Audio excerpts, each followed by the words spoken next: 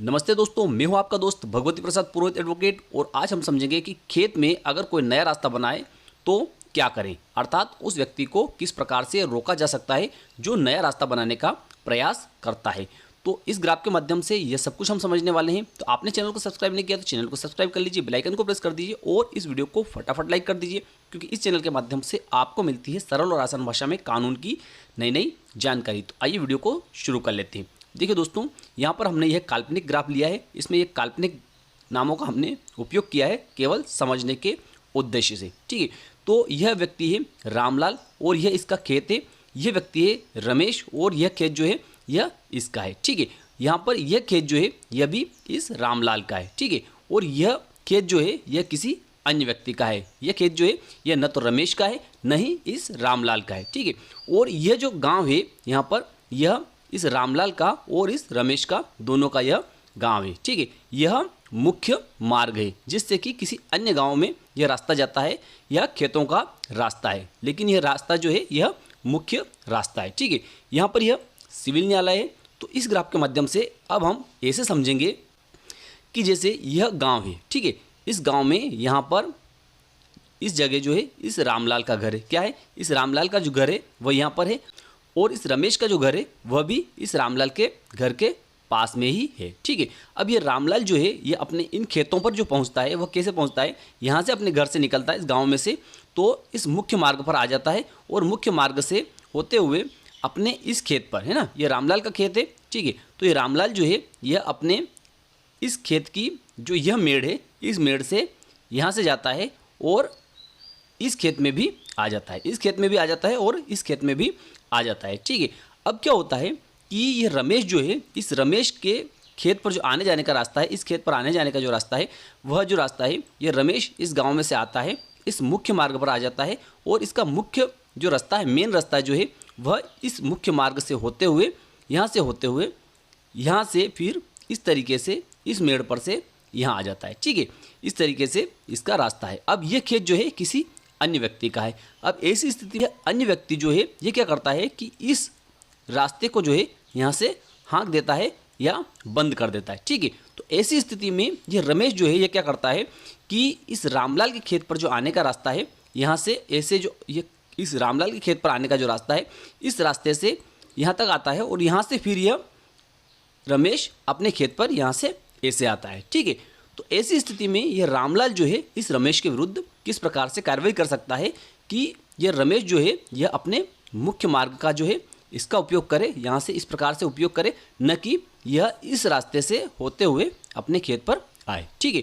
एक तो यह कंडीशन हो सकती है और दूसरी कंडीशन जो है वह यह हो सकती है कि मान लिया जाए कि यह अन्य व्यक्ति जो है, अन्य व्यक्ति का खेत जो है इस खेत के इस रास्ते को अन्य व्यक्ति बंद नहीं करता है और यह रमेश जो है यह अपनी सुविधा अनुसार क्या करता है कि अपने गांव से यहाँ से निकलता है, इस मुख्य मार्ग में आता है और मुख्य मार्ग से इस रामलाल के इस खेत के यहाँ से होते हुए और इस मेड़ पर से होते हुए यहाँ से इस रमेश के खेत पर आ जाता है। लेकिन रमेश का यह रास्ता जो है यह वास्तविक रास्ता नहीं है, यह रास्ता जो है यह किसका है? रामलाल के खेत का रास्ता है। तो ऐसी स्थिति में यह रामलाल जो है यह रमेश के विरुद्ध क्या कार्रवाई कर सकता है, ठीक है।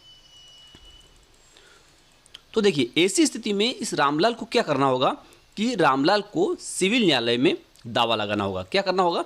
रामलाल को सिविल न्यायालय में इस रमेश के विरुद्ध जो है दावा लगाना होगा। और दावा कौन सा लगेगा? स्थायी निषेधाज्ञा का दावा लगेगा और उस दावे के साथ में क्या क्या दस्तावेज लगाने चाहिए, ठीक है। तो ये समझ लेते हैं सबसे पहले। तो इस रामलाल को यह ज़मीन जो है यह रामलाल की है और यह ज़मीन जो है यह रामलाल की है और यह ज़मीन जो है यह रमेश की है और यह ज़मीन जो है किसी अन्य व्यक्ति की है और यह मुख्य मार्ग जो है यह सरकारी है या किसी निजी ज़मीन से है। तो इन ज़मीनों का नक्शा जो है इस रामलाल को उस दावे के साथ में लगाना चाहिए। क्या करना चाहिए?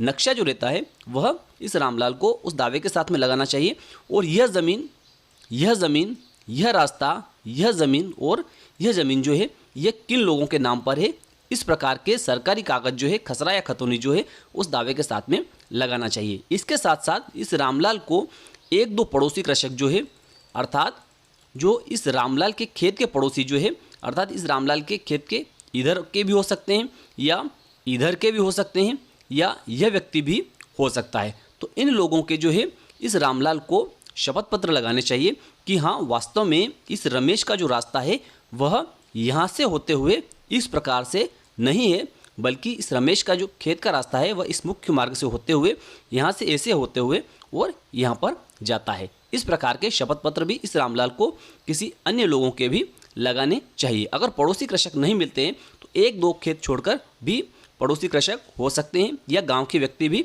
हो सकते हैं जिनको कि इस रास्ते को देखने का काम पड़ता है कि रामलाल के खेत से इस रमेश का रास्ता नहीं निकलता है, बल्कि इस रमेश का रास्ता जो है वह गांव से होते हुए इस मुख्य मार्ग से होते हुए यहाँ से होते हुए यहाँ जाता है। तो इस प्रकार के शपथ पत्र इस रामलाल को उस दावे के साथ में लगाना चाहिए, ठीक है। और उस दावे के साथ में इस रामलाल को जो है सिविल न्यायालय के समक्ष एक अस्थायी निषेधाज्ञा के लिए आवेदन भी प्रस्तुत करना चाहिए, जो कि आदेश 39 नियम 1 और 2 CPC के तहत प्रस्तुत किया जाता है।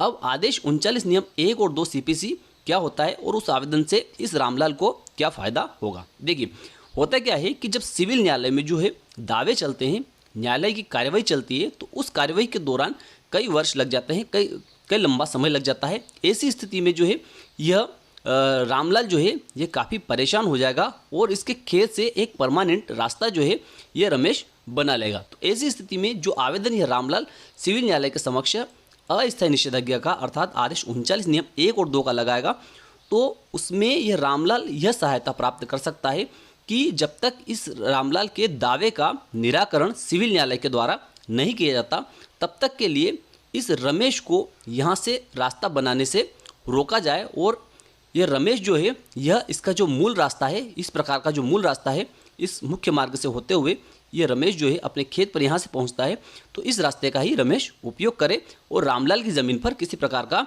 रास्ता बनाकर कब्जा करने का प्रयास न करे या किसी प्रकार का रास्ता न बनाए, ठीक है। तो इस प्रकार का अस्थायी निषेधाज्ञा का आवेदन पत्र जो है वह आदेश 39 नियम 1 और 2 CPC के तहत सिविल न्यायालय के समक्ष दावे के साथ में प्रस्तुत किया जा सकता है, ठीक है। अब इसके बाद में जब दावा और 39(1)(2 अर्थात अस्थायी निषेधाज्ञा का आवेदन जो है सिविल न्यायालय के समक्ष प्रस्तुत किया जाता है, तो ऐसी स्थिति में सिविल न्यायालय के द्वारा क्या किया जाएगा कि इस रमेश को भी सूचना पत्र भेजा जाएगा और उसके बाद में ये रमेश जो है यह अपना पक्ष जो है जवाब के माध्यम से और दस्तावेजों के माध्यम से सिविल न्यायालय के समक्ष प्रस्तुत करेगा, ठीक है। ऐसी स्थिति में जब अगर सिविल न्यायालय के द्वारा ऐसा माना जाता है या सिविल न्यायालय को ऐसा लगता है कि हाँ वास्तव में इस रमेश के खेत का मार्ग जो है वह यहाँ से होकर इस रामलाल के खेत से होकर इस रमेश के खेत में नहीं जाता है और इस रमेश को यहाँ से किसी प्रकार का रास्ता बनाने का अधिकार नहीं है, तो ऐसी स्थिति में सिविल न्यायालय के द्वारा इस रमेश के विरुद्ध अस्थायी निषेधाज्ञा अर्थात जब तक दावा चलेगा या न्यायालय को जो उचित लगता है कि हाँ इतने समय तक के लिए यह रमेश जो है इस रामलाल के खेत से किसी प्रकार का रास्ता न बनाए,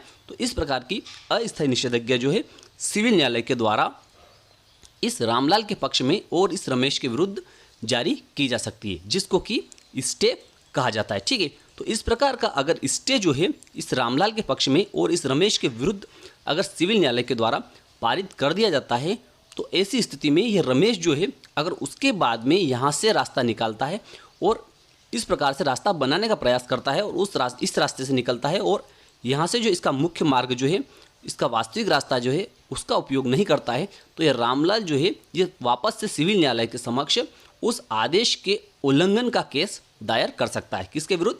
रमेश के विरुद्ध। और ऐसी स्थिति में इस रमेश के विरुद्ध जो है न्यायालय के आदेश की अवमानना का केस दर्ज होने के बाद में अगर ये रामलाल उस केस को साबित कर देता है कि हाँ वास्तव में इस रामलाल के खेत से जो है इस रमेश का रास्ता नहीं है और इसने जो है इस न्यायालय के द्वारा स्टे आदेश जारी करने के बाद में इस रमेश के विरुद्ध स्टे आदेश जारी करने के बाद में इसने यहाँ से इस प्रकार से रास्ता बनाया है, तो ऐसी स्थिति में इस रमेश को सिविल कारागार में भेजा जा सकता है।